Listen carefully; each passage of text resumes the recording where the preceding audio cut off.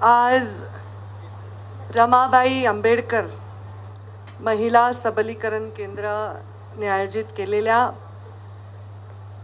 आमच्या सहकारी आणि खासदार, माझ्याबरोबर आमदार देखील म्हणून ज्यांनी काम केलं, त्या आदरणीय मेधाताई यांच्या संकल्पनेतून आयोजित केलेल्या या स्वदेशी मेला धागा महिला उद्योजकांच्या उत्पादनाच्या प्रदर्शन आणि विक्री केंद्राच्या उद्घाटन प्रसंगी मंचावर उपस्थित स्वतः माझ्या सहकारी मेधाताई, ज्यांना मी खूप वर्षापूर्वी पाहिलं होतं. एक कार्यक्रम होता पुण्यामध्ये आणि तेव्हा त्या नगरसेवक होत्या आणि मी म्हटलं, अरे कोण आहे, इतकी सुंदर, एक त्या सलवार सूटमध्ये वगैरे आलेल्या होत्या. मला वाटतं त्याला झाली आता 20 वर्षाच्या आसपास, म्हणजे तर मी त्यांना पाहिलं होतं आणि मी म्हटलं खूप छान दिसतात, कोण आहे त्या? त्यामुळे ते नगरसेवक आहे. तर त्या मला आत्ता पण तशाच दिसतात. ते फ्रेश राहण्याचं त्यांच्यामध्ये काहीतरी विशिष्ट बचत गटाकडून ते औषध जडीबुटी वगैरे घेतात असं वाटतं. तर मंचावर उपस्थित चारुदत्तजी देशपांडे, त्यांनी सांगितलं की ते इथे मिसमॅच आहेत, पण कसं असतं, कुठल्याही पदार्थ साखरेविना गोड लागत नाही, त्याच्यामुळं तुमचं इथे असणं अत्यंत आवश्यक आहे.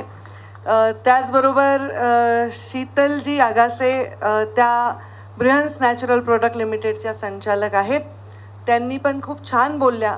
मराठीतला आज अभिजात दर्जा मिळाला असला तरीही इंग्रजी ही राजकीय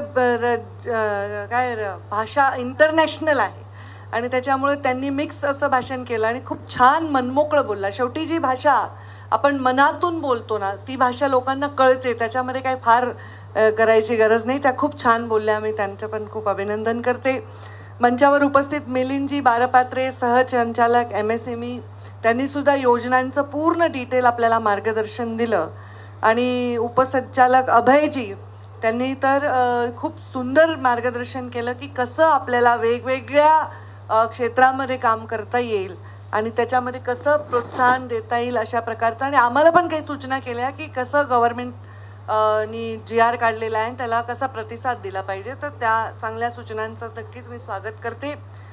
मंचावर उपस्थित सर्वच मान्यवर आणि समोर उपस्थित असलेल्या माझ्या मैत्रिणी म्हणते, आता आम्ही राजकीय भाषणामध्ये जे नेहमी माता बहिणी म्हणतो, पण मी इथे माझ्या मैत्रिणी म्हणते, चालेल का? चालेल. तर सर्वप्रथम मी या स्वदेशी मेला, ज्याचं नाव धागा आहे, त्याचं महिला उद्योजकांच्या उत्पादनाच्या प्रदर्शन विक्री केंद्राचं उद्घाटन झालं असं जाहीर करते. आणि मी मेधाताईंचे आभार मानते की त्यांनी या कार्यक्रमासाठी मला बोलवलं. माधुरीताई मिसाळांचाही फोन आला, मेधाताईंचाही फोन आला आणि मग मला ते नाकारता आलं नाही. मी इथे आले आणि मला फार मागच्या आठवणी जागृत झाल्या. कारण मी जेव्हा राजकारणातही नव्हते, म्हणजे संविधानिक राजकारणात नव्हते, तेव्हा मी NGOच्या माध्यमातून काम करायचे. आणि NGOच्या माध्यमातून काम करत असताना सतत मला असं वाटायचं, एक वाक्य मी वेळोवेळी म्हटले, जोपर्यंत स्त्री ही आर्थिक कणा होत नाही व्यवस्थेचा, तोपर्यंत तिला सन्मान मिळणार नाही. हे वाक्य वेळोवेळी मी वापरायचे. आणि जेव्हा मी ते वाक्य वापरायचे तेव्हा मला हा प्रश्न पडायचा की हे कसं करता येईल. आणि हे करता येईल अशी संधी पण मला मिळत गेली. NGOतून मी छोट्या छोट्या आमच्या महिलांना एकत्र केलं, आमच्या परळीमधल्या, आणि त्यांचं एक प्रदर्शन घेतलं दिवाळीच्या पूर्वी. त्या काय काय बनवू शकतात, हे पापड, लोणची, मसाले, ह्या सगळ्याच्या पलीकडे सुद्धा त्या काय काय बनवू शकतात, हे मला बघून खूप आश्चर्य वाटलं, आनंद वाटला. आणि मग जेव्हा मी मंत्री झाले ना, तेव्हा मी महिला बालकल्याण खातं माझ्याकडे होतं आणि त्याचबरोबर ग्रामीण विकास खात्याचे पण मी मंत्री होते. तेव्हा MSRLM, Maharashtra state livelihood mission माझ्याकडे होतं. आणि माझ्या जीवनातला सगळ्यात सुंदर अनुभव असेल तर त्या सर्व लाखो बचत गटातील लाखो महिलांबरोबर काम करण्याचा अनुभव होता. जेव्हा मी मंत्री झाले तेव्हा बचत गट लाखो नव्हते, फार इग्नोर्ड असं ते डिपार्टमेंट होतं, त्याच्याकडे फारसं कोणी लक्ष द्यायचं नाही. त्या डिपार्टमेंटला आम्ही खूप बळ दिलं, त्या बचत गटांचा निधी वाढवला. तसेच मी तेव्हा फार मोठा दुष्काळ होता महाराष्ट्रामध्ये, 70च्या नंतर सगळ्यात भयंकर पाण्याची आणि दुष्काळाची परिस्थिती झाली 2013 मध्ये. आणि त्या दुष्काळामध्ये मी पाहिलं की शेतकऱ्यांचे रोज डेलिगेशन येत होते, उपोषणाला बसत होते, रस्ते अडवत होते आणि ते म्हणत होते आमची कर्जमाफी करा. आणि अशा परिस्थितीमध्ये सहज मी आढावा बैठक घेत होते MSRLMची आणि मी पाहिलं की 100% म्हणजे फक्त 99.7 काहीतरी असं आकडा होता तो, एवढा कर्जाची परतफेड माझ्या बचत गटांनी केली होती दुष्काळ असला तरी. म्हणजे मला आत्ता वाटायला लागलं की जर महिलांना कर्ज दिलं तर त्या कशी परतफेड करू शकतात. हे आदर्श उदाहरण बघायचं असेल तर महाराष्ट्र शासनाचे आणि केंद्र शासनाचे हे सगळे प्रयोग बघायला हरकत नाही.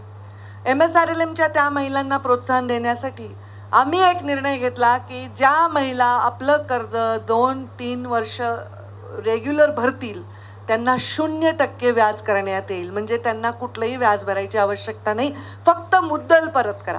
हा इतका सुंदर निर्णय आहे महाराष्ट्र शासनाचा.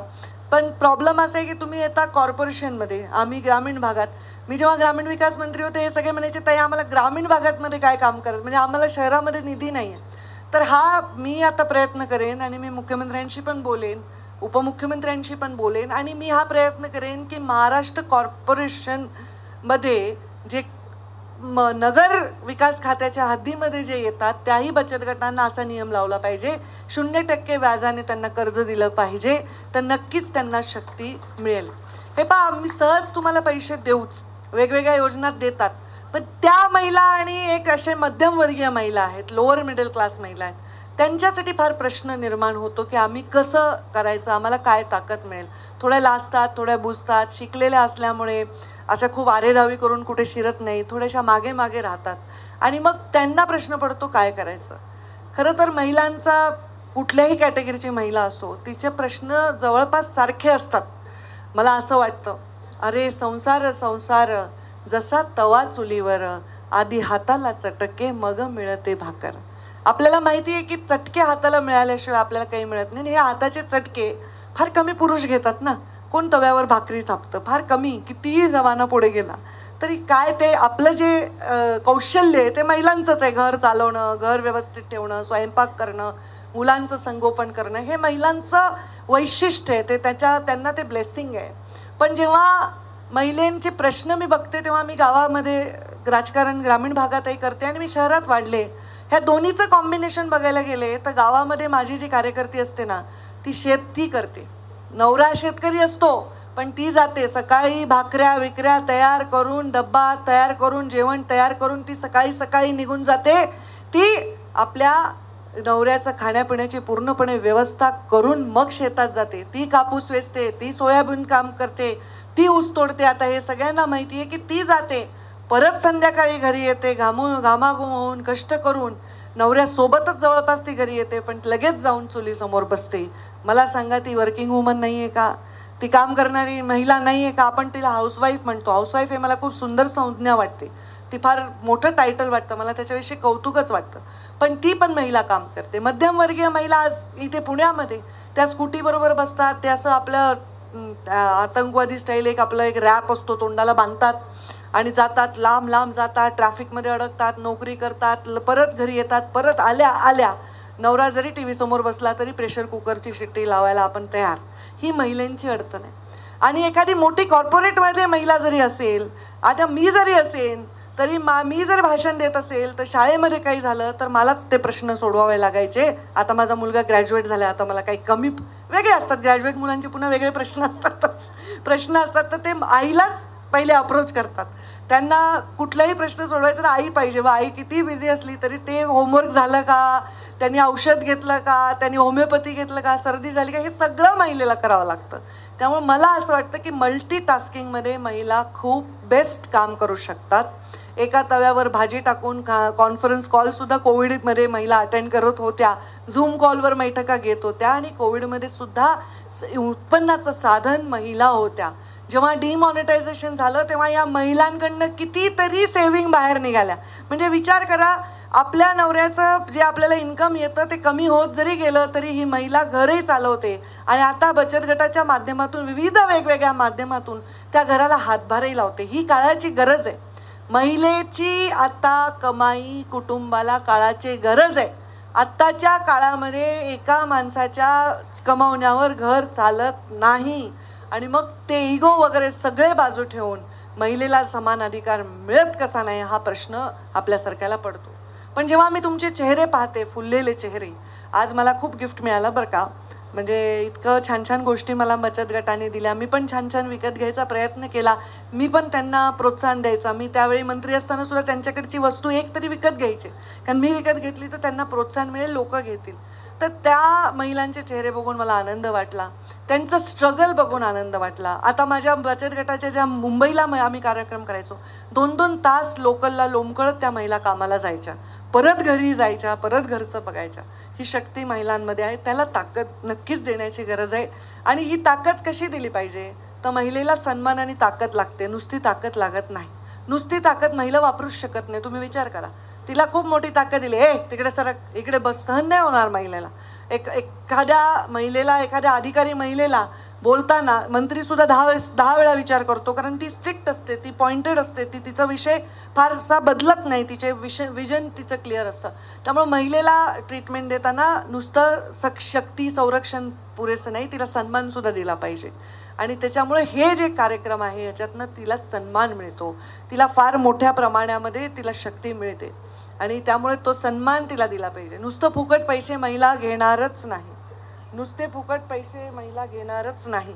कारण मी तुम्हाला सांगते काय, आपल्या शेजारणीकडनं, हे उदाहरण नेहमी देते, आपल्या शेजारणीकडनं जेव्हा आपण एक फुलपात्रभर दूध आणतो, किंवा आपल्या घरी अचानक पाहुणे आले आणि आपण काहीतरी, बाबा हे घरातली वस्तू संपली आहे, पटकन मैत्रिणीला फोन करतो, जरा पाठवतेस का. जोपर्यंत आपण ती परत नाही करत तोपर्यंत आपल्याला चैन पडत नाही. लिटरली ती वस्तू परत करत नाही. ती काही समजा लोअर मिडल क्लास महिलांमध्ये होत असेल की अगं साखर वाटीभर घेऊन जा. आता थोड्या वरच्या अपर मिडल क्लास महिला काही लिटरली त्या म्हणणार नाही की वाटीभर साखर घेऊन जा, पण आपण कुठल्या ना कुठल्या तऱ्हेने ते तिला परत करायचा प्रयत्न करतो. मे बी काहीतरी पदार्थ बनवून, आपण कोणाच्या घरचं आलेलं भांडं सुद्धा रिकामं नाही पाठवत, काहीतरी पदार्थ बनवून त्याच्यात पाठवतो. तेव्हा मला वाटतं की या महिलेला जेव्हा आपण शक्ती द्यायची, त्या शक्तीबरोबर सन्मानही दिला पाहिजे. तिला आत्ता कर्ज हवंय, तिला कर्ज कमी व्याजदराने दिला पाहिजे, 0 व्याजदराने दिलं पाहिजे, म्हणजे ती उभी राहील. तिला आता प्रशिक्षण हवंय की कसं मार्केट करावं माझं प्रोडक्ट, ते तिला जर मिळत गेलं सरकारकडनं, NGOs कडनं, तर ती पुढे होत राहील. तिला या गोष्टीसाठी प्रोत्साहन मिळालं पाहिजे. व्हिजिटिंग कार्ड्स असतात, वेबसाईट असतात, इंस्टाग्राम हँडल्स असतात, वेगवेगळ्या प्रदर्शनाला जाण्यासाठी लागणारा माल बनवावा लागतो, त्याच्यासाठी लागणारी जी त्यांना पैसा लागतो किंवा काय व्यवस्था लागते, हे सगळं जर तिला मिळालं तर ती काय करू शकते. मी माझा एकच अनुभव शेअर करून माझ्या वाणीला विराम देईन. तो अनुभव असा आहे की त्या महिलांना मी जेव्हा असं प्रोत्साहन दिलं माझ्या मंत्रिपदाच्या काळात, तर त्या महिलांनी अशी कमाल करून दाखवली. माझ्या बंजारा तांड्यावर एक महिला राहत होती. ती महिला ऊस तोडायला जात होती. तिचा पूर्ण तांडा ऊस तोडायचा. सगळ्यात कठीण परिश्रम कुठले असतील तर ऊस तोडण्याचे. तिच्याकडे इतकी सुंदर कला होती, विणकाम, भरतकाम, ते बंजारा कम्युनिटीचे एक विशिष्ट कला असते. आणि मग तिने एक दिवशी आणून मला एक पर्स दिली. ती म्हणली ताई हे तुमचा मोबाईल याच्यात ठेवा. आणि ती इतकी मॉडर्न डिझाईन होती. तर मी तिला म्हणलं हे कोणी केलं, म्हणे मी केलं. मग आम्ही त्यांना सोबत घेऊन, त्यांच्या पूर्ण तांड्याच्या महिलांना सोबत घेऊन, त्यांच्या प्रत्येक घरामध्ये शिलाई मशीन दिली, त्यांना डिझायनर जोडून दिले आणि त्या महिलांनी वेगवेगळे कामं केले. कोणी बेड स्प्रेड्स बनवले, कोणी कुशन्स बनवले, इतके ब्युटिफुल स्कर्ट्स आणि ब्लाऊज आणि जॅकेट्स बनवले. आणि ते सगळं महालक्ष्मी सरसचं जे प्रदर्शन असतं मुंबईमध्ये, त्यांचे स्टॉल मी 5 वर्ष लावले. ती महिलांनी जे नाण्यांचे त्यांचे दागिने असतात, जे त्यांच्याकडे पारंपरिक असतात, त्या मला म्हणली ताई आज माझ्या 1 रुपयाची किंमत म्हणल्या 5,000 रुपये झाली. म्हणलं कसं, तर तिच्याकडे 1, 2, 3 पैशाचे नाणे होते, 1 पैसा 2 पैसा जुने. आता तिला त्या पूर्ण गळ्यातल्याची किंमत 2 रुपये असेल कदाचित. तर ती मला असं म्हणली, किती हुशार महिला, 2 रुपयाची किंमत 5,000 झाली. कारण कुठे मुंबईमध्ये 5,000 रुपयाला एका बाईनी ते विकत घेतलं अँटिक पीस म्हणून. आणि तिच्या सगळ्या एक बेडशीटसुद्धा 20-20, 25-25 हजार रुपयाला विकल्या गेल्या. दिल्लीमधनं त्यांना ऑर्डर आली. खूप छान काम चाललं. दुर्दैवाने मागल्या काळामध्ये त्याला प्रोत्साहन न मिळाल्यामुळे त्यांचं काम बंद पडलं. त्या गावातल्या सगळ्या महिलांनी ऊस तोडणं बंद केलं होतं. हे किती मोठं अचीवमेंट आहे. एक मुलगी होती, तिने ऑटो रिक्षा घेतली. तिला बचत गटातून पैसे मिळाले, तिने एक ऑटो रिक्षा घेतला, भावाला चालवायला दिला. त्याच्यातून प्रॉफिट आल्यावर 2 ऑटो रिक्षा, असं करत करत 5-6 ऑटो रिक्षा तिने घेतले. ती उद्योजक झाली, त्या ऑटो रिक्षांची ती मालक झाली. ती चालवायला द्यायला लागली ड्रायव्हर्सना आणि त्यांच्याकडनं पैसे करून त्यांचे शेअर द्यायला लागली. मला तिचंही खूप कौतुक वाटलं. त्या मुलीचं लग्न 9व्या-10व्या वर्षी झालं होतं. तिला ते पहिलं बाळ 14व्या वर्षी झालं. 18 वर्षाची होईपर्यंत तिला 4 लेकरं झाले होते आणि त्याच्यानंतर तिचा नवरा हयात नव्हता. त्या वयाच्या पोरीने काय करावं, सासरच्यांनी तिला सांभाळलं नाही आणि मग ती मुलगी आली आणि बचत गटाच्या माध्यमातून स्वतःच्या पायावर उभी राहिली. त्याचबरोबर तांब्याचे भांडे बनवणारी एक मुलगी होती, छोटंसं काम करायची. त्या तांब्याच्या आम्ही तिला डिझाईन्स दिले, वॉटर बॉटल बनवा. आता जिमला जाणाऱ्या बॉटलसुद्धा तांब्याच्या बनवायला लागल्या. घरात ठेवणारे वस्तूसुद्धा त्याला फॅन्सी रूप दिल्यानंतर तिच्या तांब्याच्या भांड्यांना इतकं प्रोत्साहन मिळालं. आणि अशा आयडियल बचत गटा ज्या महिला खूप छान काम करतात, ह्या सगळ्यांना मी घेऊन अमेरिकेला गेले, बॉस्टनला घेतले. तिथल्या युनिव्हर्सिटीजमध्ये या महिलांचे प्रेझेंटेशन लँग्वेजमध्ये त्यांनी केले. त्यांना म्हणजे साधं चहा कपात पिता येत नव्हता, तर फोर्क अँड नाईफ तर लांबचीच गोष्ट होती. पण त्या महिला एवढ्या कॉन्फिडन्समध्ये अमेरिकेला आल्या आणि एवढ्या कॉन्फिडन्समध्ये आम्ही फेसबुकला गेलो, आम्ही तेव्हा ट्विटरला गेलो, आम्ही MITला गेलो, हार्वर्डला गेलो आणि मायक्रो फायनान्सवर तिथे आम्ही लेक्चर दिले. ह्यांची एक्झिबिशन तिथे भरवली आणि तिथल्या लोकांनी, दिवाळी येणार होती, त्या लोकांचे खूप सारे वस्तू विकत घेतल्या. म्हणजे विचार करा, परत जी वस्तू इथे 50 रुपयाला विकत होती ती तिथे $10 विकल्यामुळे त्या महिलेला त्याचा किती फायदा झाला. माझी एक इच्छा होती, बघू आता मेधाताई तुम्ही केंद्रात आहात, की आपल्या आता ग्लोबल, तुम्ही म्हणलात व्होकल फॉर लोकल, आणि आम्ही तेव्हा टॅगलाईन दिली होती लोकल टू ग्लोबल. कारण आपण जर इकॉनॉमी पाहिली तर ग्लोबल टू लोकल आली. कुठलीही ब्रँड ग्लोबली येते आणि ती लोकलमध्ये येते. पॉन्ड्सची पावडर असेल, फेअर अँड लवलीचं क्रीम असेल, साबण असेल कुठला लक्सचा, हे लोकल नसतात, हे ब्रँड ग्लोबल असतात आणि ते आपल्या गावापर्यंत येतात. परंतु जर आपल्या गावातला ब्रँड लोकलचा ग्लोबल झाला तर किती छान आपल्याला लोकांना संधी देता येईल. आणि त्या महिलांसारखा प्रयोग जर आपण केला तर बाहेर परदेशामधल्या युनिव्हर्सिटींचं मर्चंटाईजच एवढं मोठं असतं, ते त्यांचं मार्केटिंगच एवढं मोठं करतात. तर त्याच्यामध्ये जर त्यांनी आमच्या बचत गटाच्या माध्यमातून, त्यांच्या CSRच्या माध्यमातून गोष्टी केल्या तर या गोष्टी एक्सपोर्टसुद्धा व्हायला. आणि प्रत्येक टॅग, म्हणजे त्या महिलेने केलेल्या प्रत्येक गोष्टीच्या मागे एक टॅग होता आणि त्या टॅगच्या मागे तिची स्टोरी होती. तर तुम्ही तिची स्टोरीसुद्धा तिथे पोचवत आहेत आणि विद्यार्थ्यांना त्याचा खूप आनंद वाटला असता. तर हे सगळे अनुभव आहे. पण काय असतं, आता राजकीय क्षेत्रामध्ये सरकार बदललं की मग त्या ज्याला जी योजना हवी आहे ती तो पुढं नेतो. पण ही योजना एवढी आवडली, मोदीजी स्वतः आले होते, 4.5 लाख महिलाचा कार्यक्रम संभाजीनगरला झाला आणि त्यांनी त्याचं खूप कौतुक त्या कार्यक्रमाचं केलं. तर असं मला एक अनुभव शेअर करते की असा एक अनुभव होता, त्यामुळे मी बचत गटाचा कार्यक्रम नाकारला नाही, एक्झिबिशनचा कार्यक्रम नाकारला नाही. मी खूप कार्यक्रम मला दिवसभरातून मागितले असताना मी त्याच्यातले 1% कार्यक्रम घेऊ शकते, कारण एवढा व्याप असतो. पण मी हे कार्यक्रम नाही नाकारू शकत, कारण तुम्हाला बघून मला जे बळ येतं ते तुम्ही कल्पनाही नाही करू शकत. कल्पनाही नाही. इतकं सुंदर तुमचं काम आहे, इतकं सुंदर तुमच्यामध्ये शक्ती आहे, तुमच्या चेहऱ्यावर एक प्रसन्नता आहे. आणि नवरात्रीमध्ये तुमच्यासारख्या देवींचं दर्शन घेणं कसं टाळता येईल. रोज आपण खूप मागासलेल्या विचारांचे नाहीत, आपण खूप अंधश्रद्धाळू नाहीत, पण आपण खूप श्रद्धाळू आहोत. आपण खूप नम्रपणे आपल्या सगळ्या सणांना साजरं करत असतो. तर ह्या सणामध्ये आज नवरात्रीचा दुसरा दिवस आहे. ब्रह्मचारिणी देवीचे आज आपण आवाहन करतो, पूजा करतो. देवीचे वेगवेगळे रूप पूजा करणाऱ्या आपल्या संस्कृतीमध्ये, आपल्या समाजामध्ये स्त्रीला काय स्थान आहे, हा प्रश्न जेव्हा आपण स्वतःला विचारतो त्याचं उत्तर आपण शोधलं पाहिजे आणि त्याच्यामध्ये योगदान दिलं पाहिजे. मेधाताई, मी तुमचं मनापासून खूप खूप कौतुक करते की तुम्ही खरं तर खासदार झालात, राज्यसभेवर गेलात, तरी तुम्हाला काही हे गरज आहे कार्यक्रमाची असं नाही, पण तरी तुम्ही एक तुमची परंपरा आहे ह्या कार्यक्रमाची ती करताय. खूप छान एनकरेज करताय सगळ्या महिलांना. मला त्यांचं पण खूप सगळ्यांचं अभिनंदन करायचं आहे की खूप सुंदर तुम्ही प्रोडक्ट्स इथे ठेवलेत. मी जर शॉपिंग करायला इथे गेले तर आज माझं म्हणजे दिवाळीच्या आधी दिवाळा वगैरे काढावं लागेल, इतके सुंदर प्रोजेक्ट आहे. मला खर्च करावाच लागेल, एवढे छान छान गोष्टी आहेत. तर मी किती वेळ देईन, प्रयत्न करेन, पण मलाही पुढचं मीटिंग आहे. पण मी मेधाताईंचं कौतुक करते, त्यांना खूप अभिनंदन करते. एका महिलेला एखादी गोष्ट सहज मिळत नाही, झगडूनच मिळावी लागते, तिचं मेरिट जरी असेल तरी. म्हणजे माझे वडील वारल्यानंतर जेव्हा आम्ही बँकांमध्ये जायचो, आमचे काही कारखाने लॉसमध्ये होते, मग कर्ज, ह्यांची मी कर्जदार पण आहे या बँकांची. कर्ज आमचं दुष्काळामुळे बंद राहिले कारखाने, मग ते कर्ज वाढत गेलं फेडण्यासाठी. तर जेव्हा मी माझ्या बहिणीला पाठवायची, ती डायरेक्टर आहे आणि ती माझ्यापेक्षा लहान आहे, तर तिला म्हणजे बेटा किसी बडे आदमी को भेजाओ. तर ती म्हणली मी लॉयर आहे, कॉर्नेलमधली ग्रॅज्युएट आहे, अमेरिकेमध्ये एकटी राहिले, मी लॉयर आहे, 10 वर्ष झाले मी प्रॅक्टिस करते, माझ्यापेक्षा मोठं घरात असं कोण आहे. म्हणजे लोक एकदम महिला बघितली, थोडीशी नाजूक किडकिडीत बघितली की त्यांना वाटतं ही जरा सक्षम नाही, मग ते माझ्यासारखीला जावं लागतं. तर मग तिला म्हणायचे बडे किसी को भेजो. मतलब क्यों भेजो, I trust her, we all trust हर.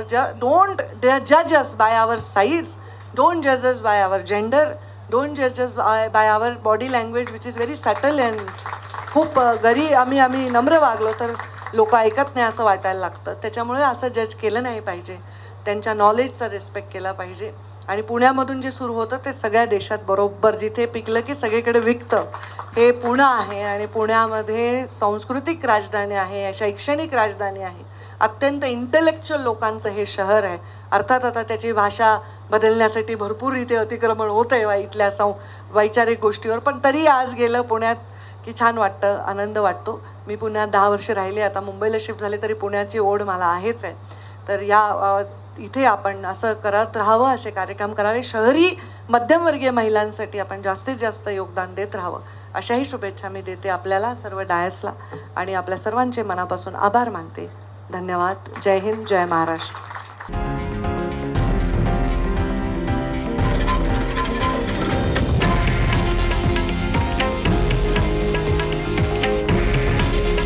हे आहे देशातील नंबर 1 न्यूज नेटवर्क आणि आपण पाहत आहात TV9 मराठी. काळजी तुमची, हित महाराष्ट्राचं.